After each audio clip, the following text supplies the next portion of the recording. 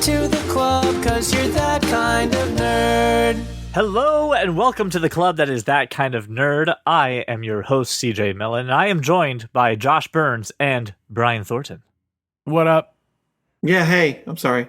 Brian spaced out there. I did, actually. I was looking at something. I couldn't even think of anything funny to do. That's my bad. All right, well, this is a show where we talk about the nerdy things that we're passionate about, and then we judge each other on what we bring to the table. And this week, I will be the judge, jury, and executioner. Since we are in this new format, it's very simple. The gentleman here will talk during the topic or after the topic. I'll be awarding points. The person with the most points wins the game. And what do you win, ladies and gentlemen? To host next week. Since I somehow figured out a way to break the system and kick Brian's dick in the dirt last week, I figured that it would only be appropriate to give the man a shot of redemption. So, Brian, you are going first this week. What do you got, my good friend? What if I don't want to go first? Well, what if you trying to graciously do me a favor actually screws me up? Why don't I get to choose who goes first if you're going to be so gracious? You're not the host. Let me double check oh, yeah, I am the host. Yeah, that's me. Because he kicked your dick in the dirt. So I get to do that. That's the best part about this. Very lame. I don't know. I just explained the show format. I don't know if you were listening at that point. I'm in charge. Look at me. He's the captain now. I was scrolling through my phone this morning, as one does, and I came across on TikTok this beautiful site. I don't know if you've ever come across this person on TikTok. They are the username Skasrsgards. It is a person in a Sasquatch suit who plays saxophone, hence Skasrsgards. And it is one of the weirdest, most glorious things I've ever seen. And I am sending this to you because I need more different TikTok things to watch. So you, by all means, bring out your phones, take a look at some of your TikTok follows that you have. I'm looking for TikTok suggestions because my TikTok feed needs to be cleaned up a little bit. There's too much thirst traps. There's too much politics. I just want fun, Sasquatchy things. That is my topic for today, gentlemen. So what recommendations do you have for me? Well, that is a good question. I'm going to, I'll open up right now and I'll, do you follow any foodstuffs? Do you want to follow any foodstuffs? I do follow a couple foodstuffs. In fact, some of those foodstuffs you have recommended to me in the past. I have. I'm gonna start off with just how much pop culture do you have? Do you have enough pop culture stuff? Do you have enough comic book, movie, TV stuff? I never have enough of that stuff. Okay, so what do you got? Pop culture brain is a good one. Culture brain. I'm Brain. looking these up as we go. It's got good interviews. And just good little clips, stuff from press junkets that is pretty good. Okay, I think these people, I don't follow them, but I think they've come up a couple of times on my. It's obviously not as good as what's the guy's name? The interviewer that we all think is phenomenal. What's his name? The name of like a character. I don't remember off the top of my head. I'll find it on my list. Do you like Linus Tech Tips at all? You ever heard of Linus Tech Tips? I've not heard of Linus LTT. Tech Tips. Prolific YouTuber. They have a kind of off the wall podcast tech show called The WAN Show, WAN, The WAN Show. Okay, I'm looking at Linus Tech Tips right now. Okay, yeah, the text that this is a little bit more up your alley. Like, I don't give a crap about this HDMI cable having whatever that a pizza cutter on the end of it. It looks like, I don't know. SB power washing and SB mowing must follows. Why would you say it's a must follow? Those are the most relaxing videos. Okay, Brian, these are sped up like time lapse videos of lawn mowing and power washing. Okay, all right. So listen, really, that's what does it for you? Since I can't use Reddit for oddly satisfying, SB mowing, SB pressure washing get my satisfying. I don't get me. I actually probably would like this. I follow an account. I don't ask me what it is. I don't remember. Where they clean the rugs, and that's all there is. Is just here's this rug that looks terrible. I enjoy that. My oddly satisfying is 0 BeamNG. So ZERO, right? Space BEAMNG. It's computer generated videos of vehicles slamming into walls and other objects at varying speeds. Okay. Oh, yes, please. It's very, very cool. I'm looking at it now. I like it. Zero Beam NG. Yeah. This one's a bus that they filled with a bunch of people, just drove it into like a giant pothole almost. Yeah. And they'll do it at like 200 miles an hour, and you'll see like the entire chassis shear away from. Yeah, it's great. Nice. By the way, it's Kevin McCarthy TV. That's Kevin the gentleman McCarthy, who does right. the best. He's a great interviewer. How about Brian? Are you like do you watch like the Excel tips and tricks, like any of that stuff? Do you need that stuff? They have graced my page, and I hate Excel so much, but I probably should watch them. I send most of those to Brian directly. Yeah. Okay. Fair enough. CJ's my source for those. I've got like five or six of those that I follow. Because CJ and I work together, so like he knows when I have complaints about Excel, and then he's like, "Hey, here's this TikTok that would have solved your problem last week." There's an Australian dude who does fantastic, odd TikToks on historical facts and history. It's called MS Lone 98. This guy 98. Okay. Yes, the number's 98. MS Lone 98. Weird random things happening through history, sometimes current events, but also just like historical events that you've never heard of. And he does them in a very just kind of funny, simplistic, easy way that kind of makes little sketches done in front of his apartment wall.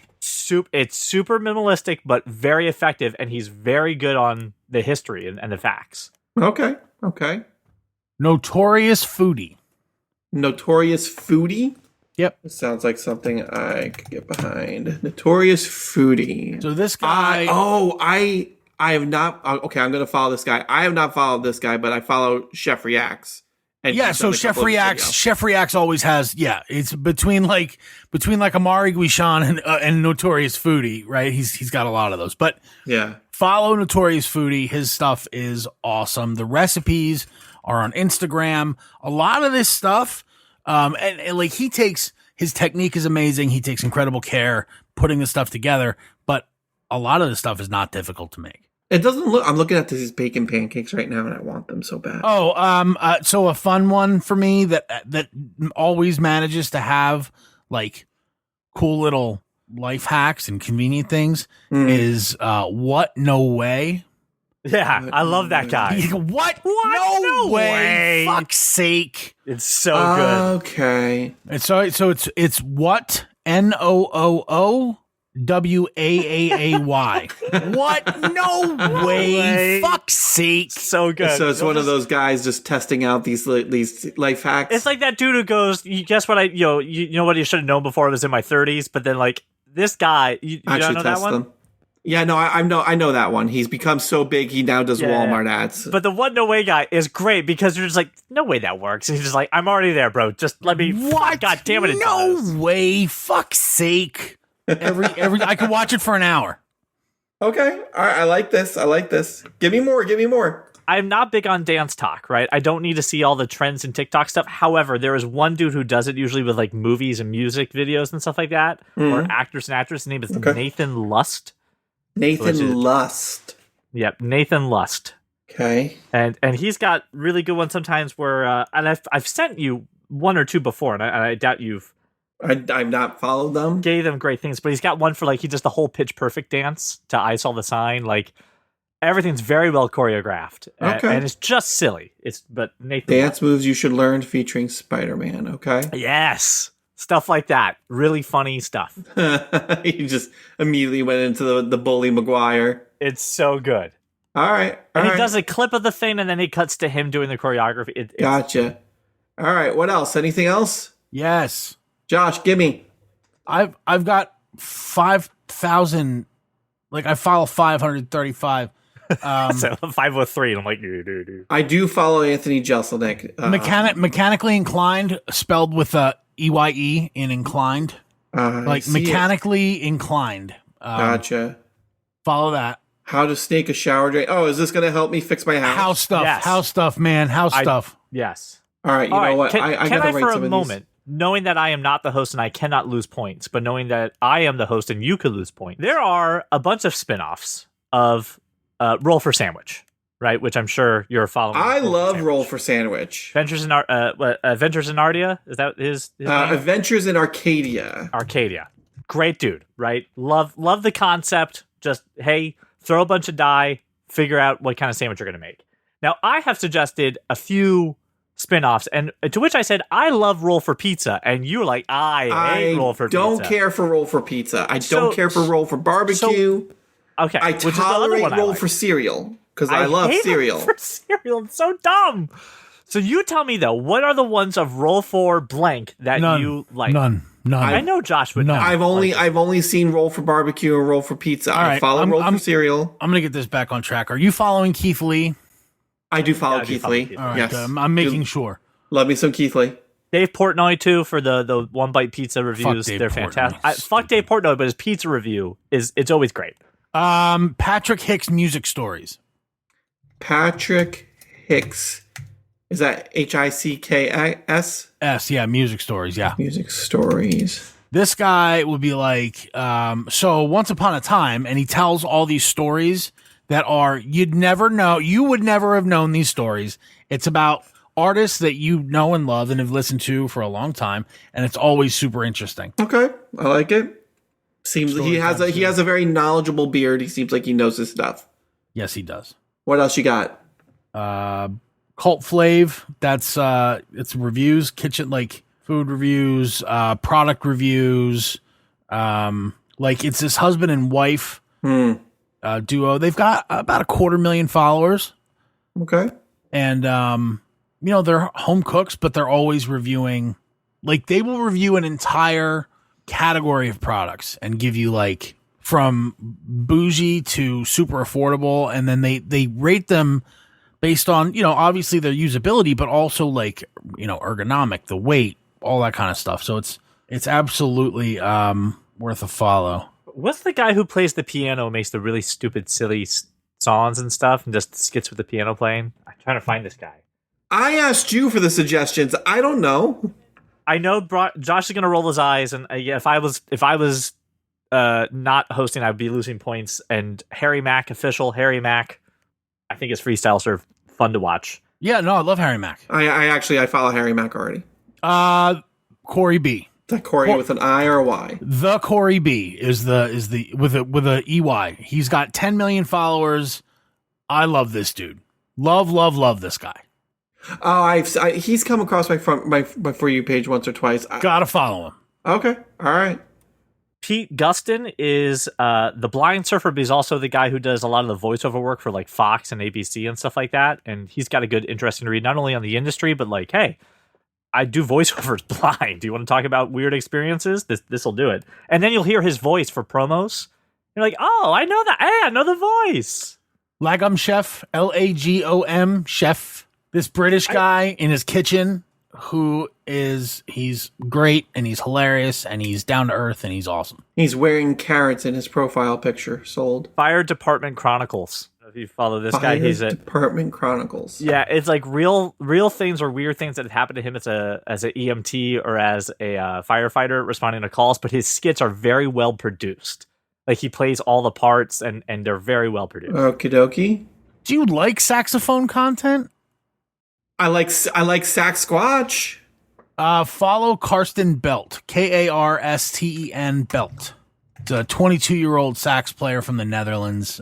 He basically adds a sax solo to everything. So nice. He's really good. Oh, Shameless L. You follow Shameless L, right? It does not ring a bell. Hang on, Shameless L. Why is it not popping up? Did I not spell shameless correctly? At Shameless L, ELLE. She's got 750,000 followers at this point. She's phenomenal. I do not follow her. Gotta follow her. What did she do, Josh? Just skits? What?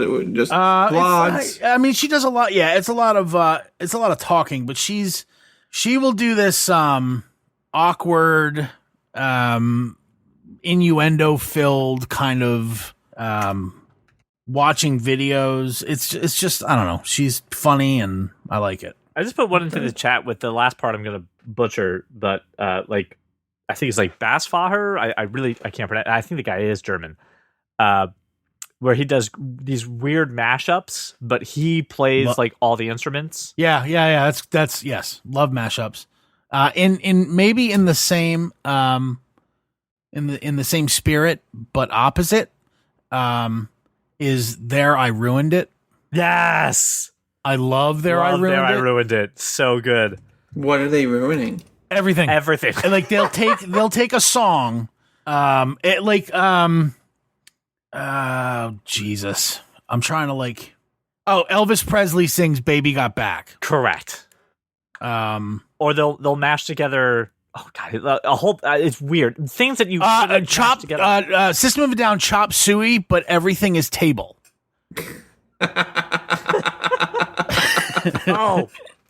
Bike Dasher.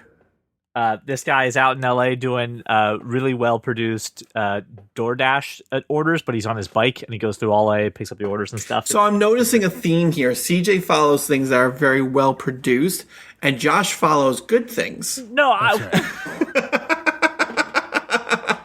listen, I'm joking. I'm in the same bank as Josh. I got 500 things I follow, and I don't know. I couldn't pick half of these people out of a lineup until I saw their video.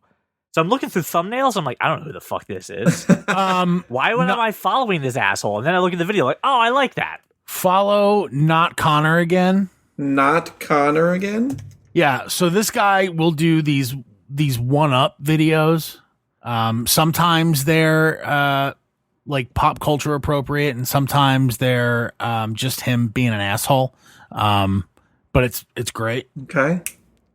Daniel Thrasher, that's the guy who does the comedy bits with piano and songs. Obviously, you follow It's Evan Williams, right? It sounds familiar. And we're gonna make some fucking money. Yes. I follow It's Evan Williams, yes. All right, this one's stupid, but hear me out.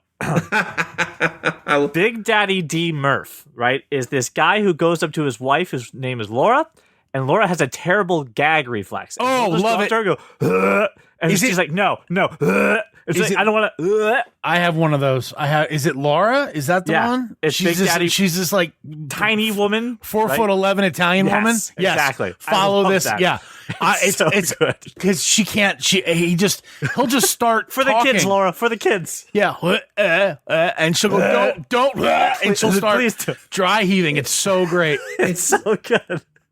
It's just his wife dry heaving. Oh, you gotta watch. Just watch a video. Watch a TikTok and tell me it's not hilarious. All right, hang tight. Let me watch one of these to see what the obsession is. Here's one of her climbing a rock wall. Laura, yeah. I know it's a bad time, but yeah. Look at me. See? So dumb, I love it. I can watch it all day. I've gone back to the back catalog just to make sure I liked everything. I'm like, right. I always want this to be on the top of my algorithm. This poor woman's at the top of a rock wall. There's times where like she's like getting her nails done, she's grooming the dog. Like it doesn't fucking matter. He'll just come out of the woodwork. Oh, like, hey, it's great. There, like, yeah, he's like 6'1" and she's like 4'11". It's hilarious to watch. Yeah, on the steps of a church before a wedding. A wedding once. Yeah. Ryukar. You follow Ryukar, right? RYUKAHR. RYUKAHR. This looks familiar. He does the Mary Hours. He does the speed runs. He does the. Oh, he's shown up on my live feed a couple times. Yeah. You gotta follow him. You gotta watch him. Like I could watch this guy play for hours. Got it. All right. Game Changer. The Game Changer show is Game Changer is fantastic. Game Changer Dropout TV. Same thing with Actually. Yes. There's a couple. Game Changer 42X. No. Game Changer. Oh, there are Game Changer fans. It's Game Changer show. Dropout TV. Game Changer I'm show. pretty sure I follow them. Sam Wright. Yep. I follow them. I tried to follow all the Dropout TV stuff because I should just get Dropout TV. I had it for a few weeks. It was pretty good. Because everything I've seen from their TikTok, I'm like, this is funny shit. Like, this is funnier than some sitcoms. Continue. How much is Dropout TV? And can we share a login? Well, listen, I would normally say yeah, but like, it's such a small shop that I feel real bad about password sharing a tiny service like that. Justin Danger Nunley. Justin Danger None What? N-U-N. Justin the fuck is this? _Danger _Nunley. CJ, he's got 6.3 million followers. I don't want to hear it. No, that's just a name that just tickled me. Justin Danger. He goes, Nunley. listen, and he gives you like a, listen, did you know? Oh, that guy who will interrupt stitches or stuff like Yes, that? yes. Yeah. Okay, yes. Again, I don't know anyone's name on this goddamn app. I just know the thing they do. So unless you're going to scroll around my following or FYP page, I'm not going to get much out All there. right. Well, I've got a pretty good list. Josh, you have any more to add to this? Yes. Just calm me- down. I'm not done. B. Dylan Hollis. Lime Jello Fudge from 59. Oh, that guy. Yeah. Yeah. Oh. Right, again. Gotta He follow has him.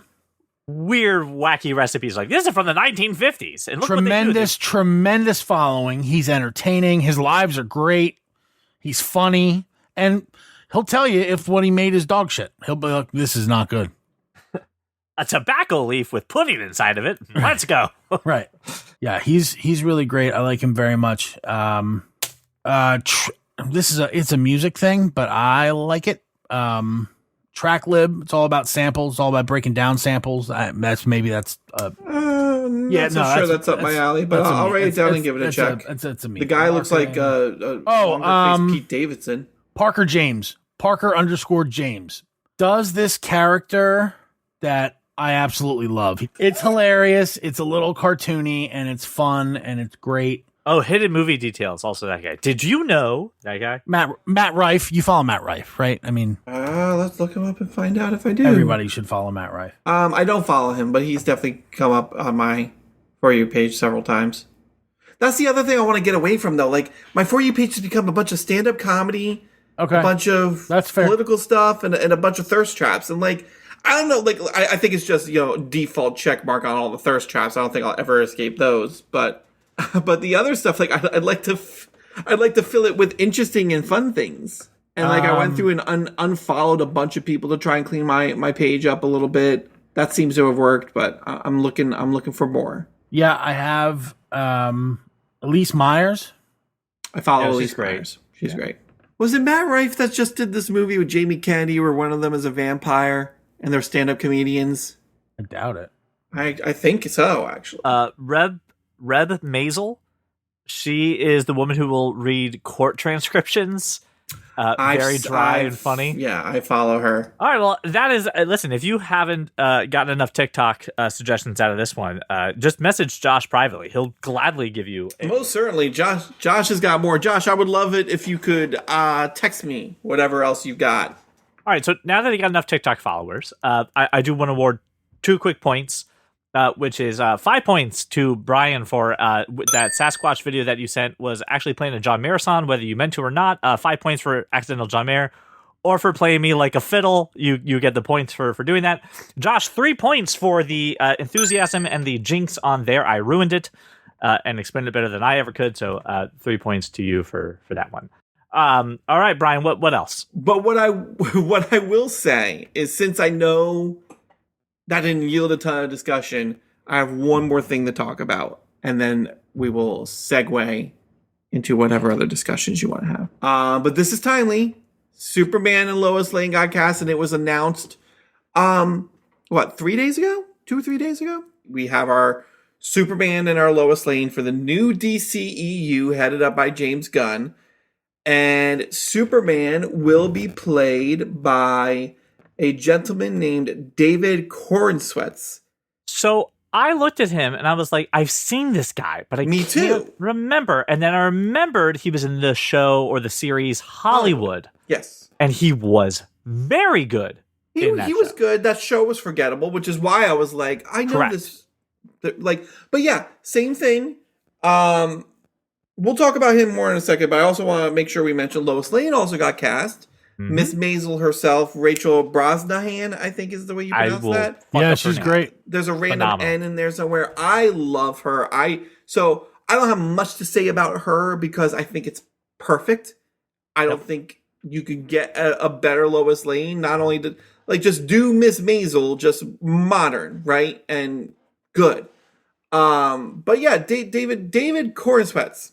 My initial reaction was I don't know him, and that's probably a good thing. But Yep. I'm curious what your guys' thoughts are on this casting news. And, because there's all sorts of think pieces, you know how people like to think, the timing and the way they announced this news. What are your thoughts on that overall? What was the way they announced it? Because I just saw it randomly on TikTok. They announced it big, not a huge to-do, not a huge affair, but they made sure to the timing is the biggest thing, because they released it distract from the Flash. distract from the failure that the Flash is. Yes. We just found our new Superman. Right.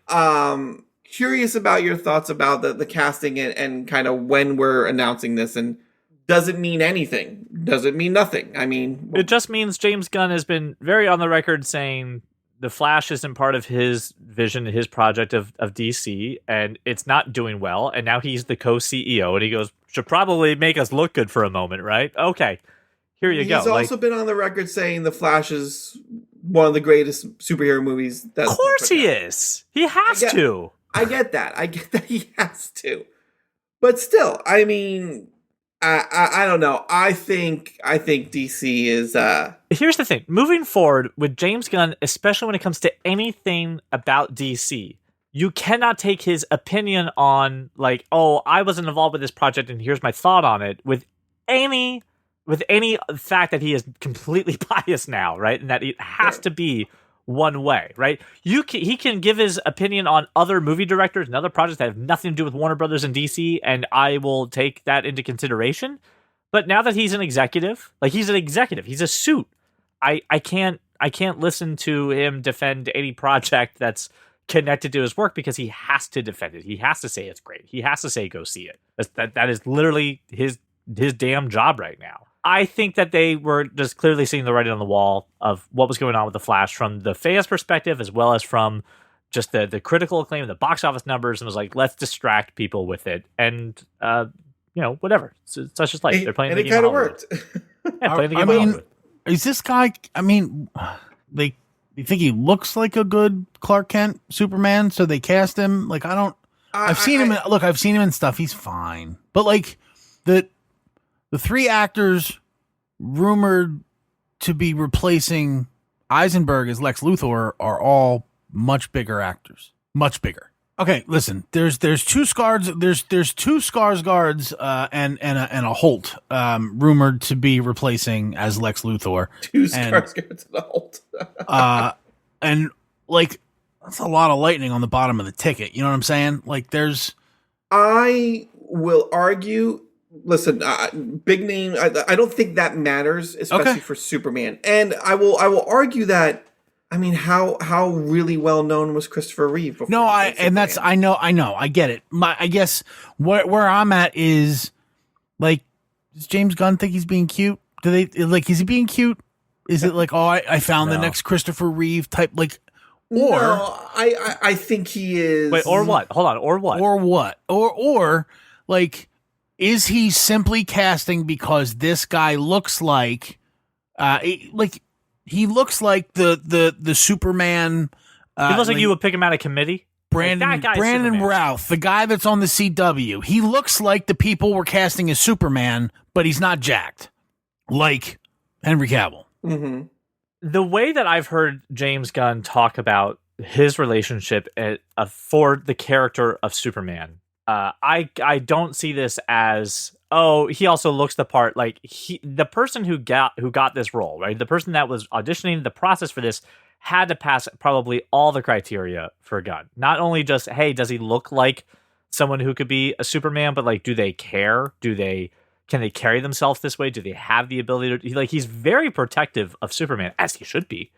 That I have confidence in this casting is not some kind of just like, well, he kind of looks like it. And I guess we could throw him into the gym for a little bit. What do you have to be to pass? Like, are you saying that this guy is like a hopeless idealist, and like that's why he's Superman? Like, I don't understand what you're saying. But I think that's the point, right? I think he plays. Obviously, he's probably not. I think he plays the hopeless idealist well, and I think when it comes to Superman, that's probably the most difficult part of playing Superman is being borderline naive, but not stupid.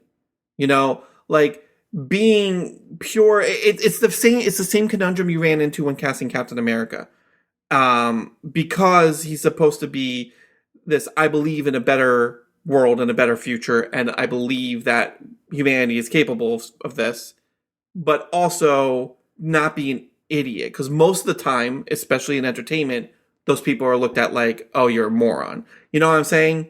So, like, I think he does it well, and I only have Hollywood to go by, where he played a vet who was kind of trying to make it into Hollywood, right?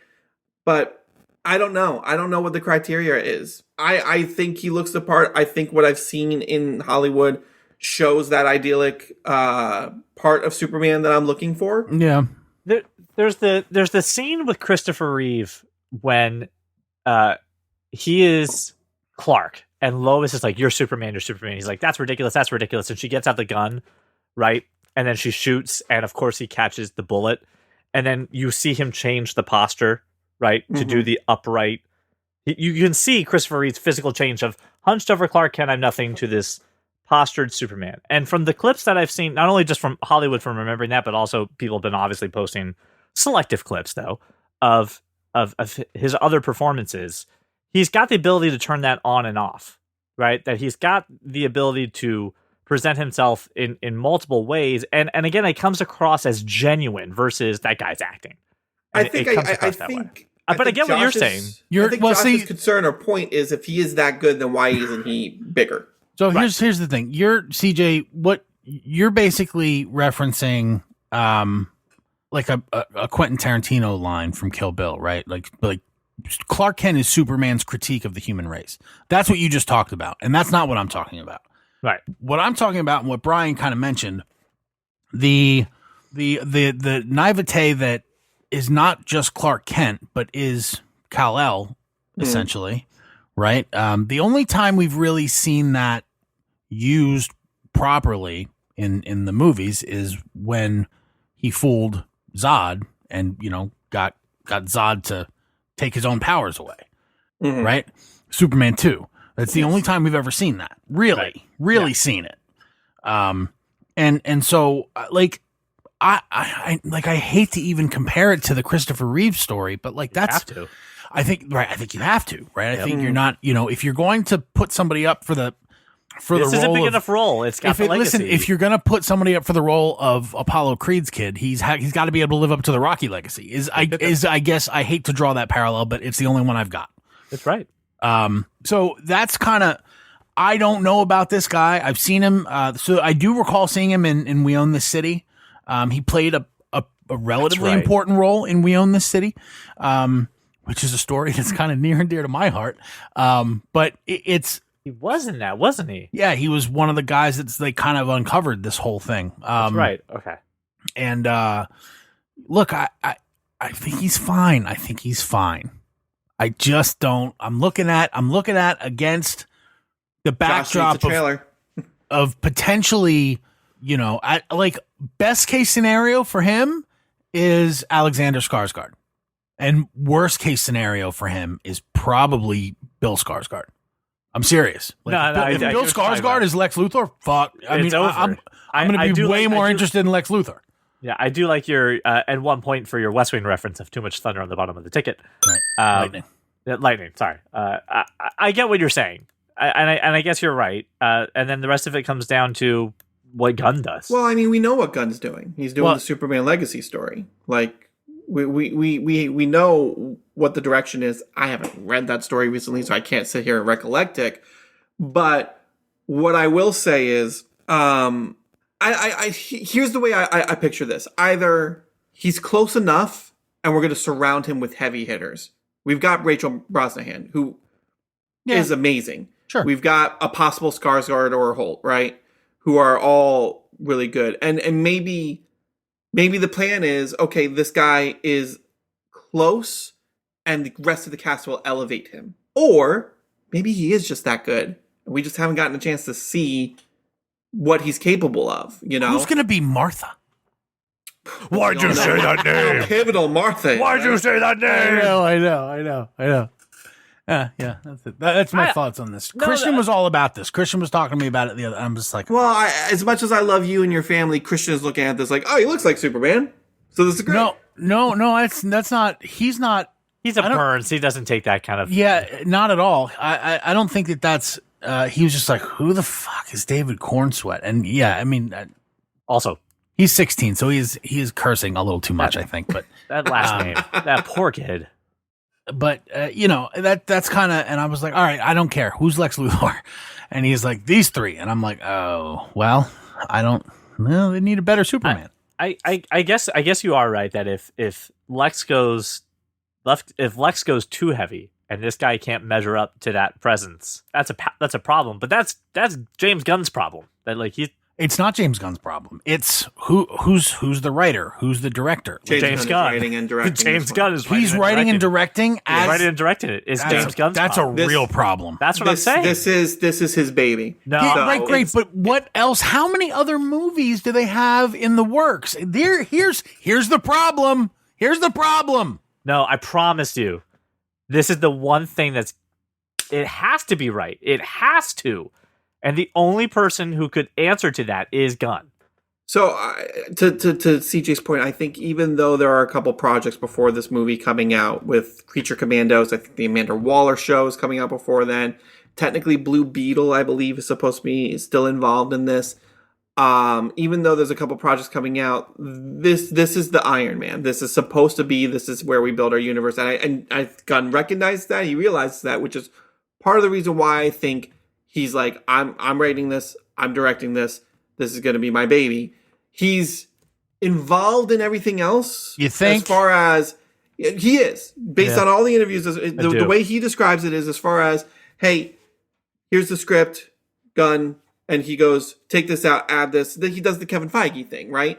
He is from the interview that I listened to, he describes his role as I am the creative part of it, and Peter, I think his name is Peter. Yep, he's the business side of things. He's the guy who worries about the marketing. He's the guy who worries about the budget. He's the guy who worries about that kind of stuff. I'm the creative thing. So I'm the guy who looks at the script and says, you can't do these three things. That's not in the character. You should add this because we're planning on doing this in 2 years. He's gonna be kind of helming that. So even though his name's not on the script, he's influencing all the projects. But this one, he's like, this is me through and through. He's taking the reins on all of it. Yeah. By the way, the interview that Brian's referencing is from Michael Rosenbaum's podcast. Which, by the way, Michael Rosenbaum is a terrible interviewer. It's a terrible interview, but when James Gunn gets to speak, it's great. Everything James said really just assuaded a lot of my fears. Well, 2 points to each of you for being a super fan of Superman. A super fan of Superman. Gotcha. Mr. Burns. I will turn my attention to you, sir. Mine will keep for another week. You had something that you wanted to talk about, and I'd much rather talk about that. Okay, well then, I mean, that's going to end some points unless you guys got some really good stuff, because I don't think Brian's seen the other scene. You can end the point. This is where I lose it. You can end the points here. I would much rather talk about the bear than another list that I'm angry about. If that's the case, that's very true. Wait, I love hearing the angry list. I know, but I'd the bear is so much better. The bear is much better. All right, well, if that's the case, looking at the tally of the points, Josh, you with your super points got a total now of 6 points, and Brian with a total of 7. The John Mayer saved your ass. Nice, John Mayer. John Mayer is what took you over there. So you will be the host next week. So let's talk about. So Brian gets to fuck off for the next 10 to 15 minutes. I mean, I do get to be pretty silent. So season 2 of The Bear premiered, and within 3 or 4 days, I had watched the entire thing. This show is phenomenal. If you're not familiar with The Bear, I will let Josh give you the summary of The Bear, because from the title, you probably think it's one thing and it's another. So it's a chef who is in the world of fine dining, a Michelin star chef who comes home to Chicago to run his family's sandwich shop after the passing of his brother, and there's all kinds of other funny and cool and poignant and other things going on. But he is a Michelin star chef, comes back to the family's like Chicago Italian beef shop. So he's trying to take the skills that he's learned in this Michelin star thing, kind of decompress, to be honest, because he was in a very harsh environment, as the Michelin star restaurant business is, and kind of ground it with his family. This second season, though, not only so heavy, but I like the approach that they took in how they were going to tell the story this season, which was they focused a little bit more of giving certain characters a full episode to give them a better arc and to kind of let you into things that are going on beyond their personal life besides just what you see in the restaurant. Because the only time you really see the supporting cast is in the restaurant, and they weren't exactly fully fleshed characters. You knew them as chefs, and now you get to see these people outside of the kitchen. And I liked that approach.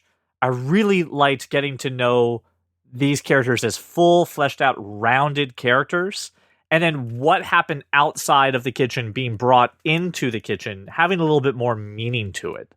So I like that, because it wasn't Boomerang's story. They did include what's happening in the restaurant in some of these episodes, but you really got to spotlight some of these individual supporting cast members. Yeah, I want to make sure that for those who are unfamiliar with The Bear in general, season 1 was about this guy comes back, and it's about getting this Italian beef shop operational. By the end of that season, like by the end of season 1, as you can imagine, they've decided they want to go in a different direction and go fine dining. Season 2 is about getting like completely redoing this restaurant, and a transformation. And so there's a lot that goes into that. There's a lot that goes on with that. And CJ talked about, different characters getting their own episodes and things. It was like a different focus, so to speak. But it was really, really good. And there's kind of, for me, there's a halfway point where there's all this buildup, right? And then there's a flashback episode. Oh yeah. That, look, they changed the paradigm too. Every episode's half an hour. That episode was an hour plus. Yeah. If you had a traumatic childhood, if you had, narcissistic parents with alcoholism or addiction issues, this is going to be very, very hard. It was very, very hard to watch, and it was tough. Because look, I've had holidays like that, and it's just ugly. It's ugly. And that episode, which I felt like took me a week to get through, and I was like, why the fuck is this so long? And it was long. It needed to be, and it was done incredibly well. And that episode that marks the end of what we were looking at. Like, this is us before, and it goes into who we are now and who are we going to be. Jeez. And man, I mean, just every episode that followed that, and to your CJ texted me us, the episode after that is called Forks, and it's when Iban Backrack's character, Richie Jaramovich, cousin. It's when cousin goes and stages at a 3-star Michelin restaurant, and it is positively a pivotal episode, not for just the character but for the show. I dare you to watch this show, and there's a scene where kind of things click into place. I dare you not to be sitting there smiling ear to ear. It is difficult. Like, and you won't even notice it, but all of a sudden you feel amazing. Yep. I was watching this episode late at night. Jenny was sleeping. She wasn't into The Bear. And I'm watching Forks, and I'm like, oh my God. Like, I'm audibly going, oh my God, yes. And I get a text message, what the fuck are you doing? You woke me up. And I'm like, I'm sorry. This episode... I have rose-colored glasses on right now, and you know me, I'm very prone to the emotional response after I see something good. I'm watching this going, this may be in the top 10 of episodes of television I've ever watched. Up there with the Scrubs finale, up there with my lunch. I mean, it is some of the best television, that episode, that I have ever seen. So today, to prepare for discussing this, I went back and I rewatched Forks, and then I went to the finale and just watched Richie. So I watched the expo scene and the chocolate banana. The chocolate banana. That's it. I watched those two things. So good. And look, I think you both know that I really like this actor, Brian. He played Micro in Punisher. He was also in the John Adams miniseries, which is how I remember. He was Quincy Adams. I really, really like this actor. And I was hating him. I was like, this scumbag, right? You were just hating him. And the Christmas episode didn't help his cause. Nope. And then the very next episode, when you couldn't possibly feel worse about this guy, he's your favorite character. Like how does he become your favorite character? Right. Yep. And in very much what Ted Lasso did with Jamie Tart over the course of a season, they do in one episode. I'm not that. I do live in the emotion of these shows, and I allow myself to get in there and feel all those things, and that's just kind of how I enjoy experiencing these. And so, I do tend to go a bit mercurial on these characters. However, I always have at least some perspective. And so I don't sway like that. Usually a move like this, CJ, would not. This would backfire. You would bump against this entirely. Completely. Right? I've seen you do it. And yes. They nail it. Did they ever nail it? The thing that I really like about this is I obviously have no background in this industry in any way, shape, or form. And from the people that we do know that are in this industry are saying, first off, it's a true to life slice of life of what this actually is. Yep. So like it's authentic. But even without having the background, they'll pull you along the way and get you to where you need to know, right? Yeah. Where you need to go for this. But what's really great is, again, with this season, is they really took the time to flesh out the rest of the episode in Copenhagen, which, by the way, had a surprise, in my opinion, a surprise visit from the Eyebrows, the guy who plays Adam Warlock in the new Guardians movie. He was from We're the Millers, or I always forget his name. What's his name? Oh, Poulter. Will Poulter. Wonderful cameo in that episode, and just a great thing. But they did such a great job of bringing you with these characters and really making everybody have some stakes. And at one point, you're watching season 2 and you're like, well, Richie's gonna get pushed out. The character voices that this is what's gonna happen to me. You guys are going to outgrow me and I'm going to be pushed away. And you're watching the show going, oh shit, it's going to come to fruition. Like there's going to be the moment now where they're going to have to sit down and say, cousin, you just don't have this. You have to go, right? You just have to leave. And then the fact that it doesn't happen.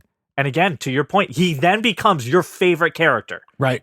It is some of just really fantastic writing just to really make me care about this. And everything's beautifully shot, very well. There's no weak link in this cast.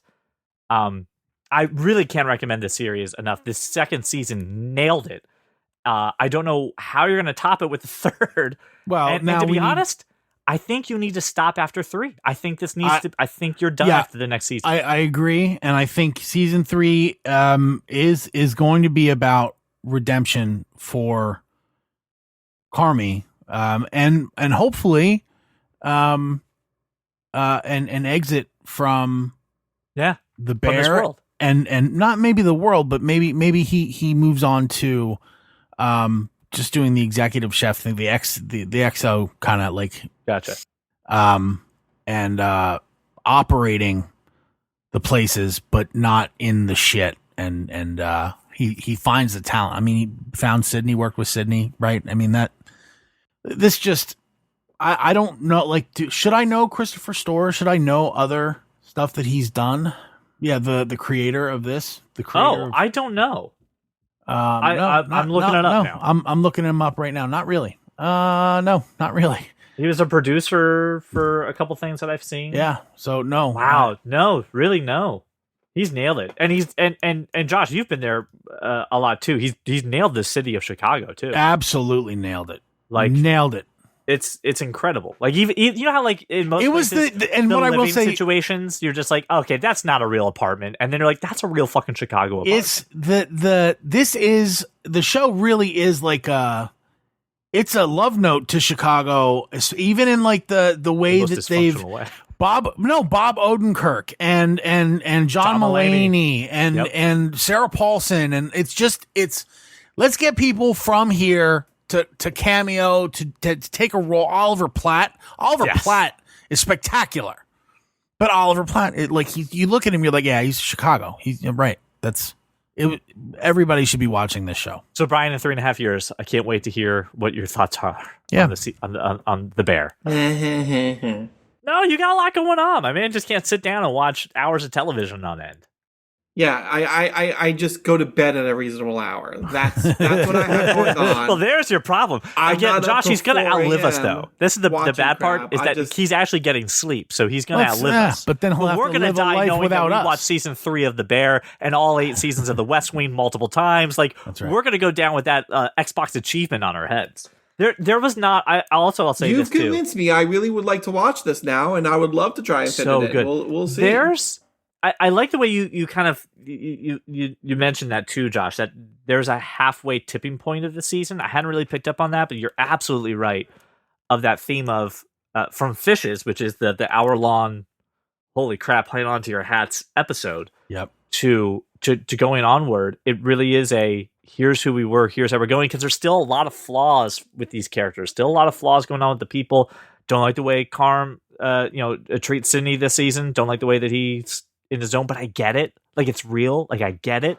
I feel bad for the actress who plays Sydney because she has that kind of, the character has that kind of quality, and you start immediately associating it with the actress. Right. So there's people that have come up to her and be like, by the way, Sydney sucks, but you're great at it. And she's just like, thank you. I mean, compliment, I guess. Thank you.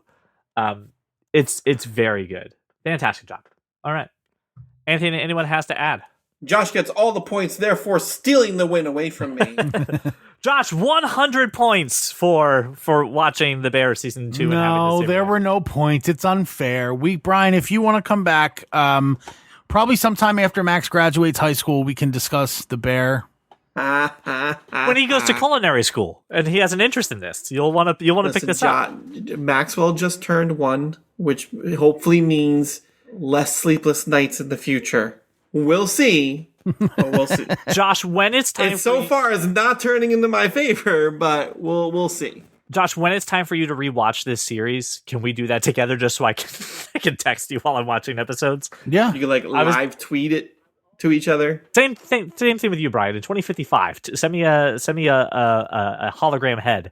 I am looking forward to when I text you in like a week saying, "Get up, bitch! We're watching The Bear." It's like 3 a.m. Absolute fucking game on, man. I'll do it.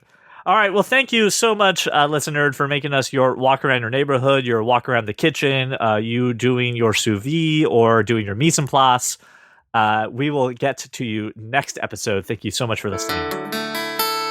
Well, welcome to the club, 'cause you are that kind of nerd.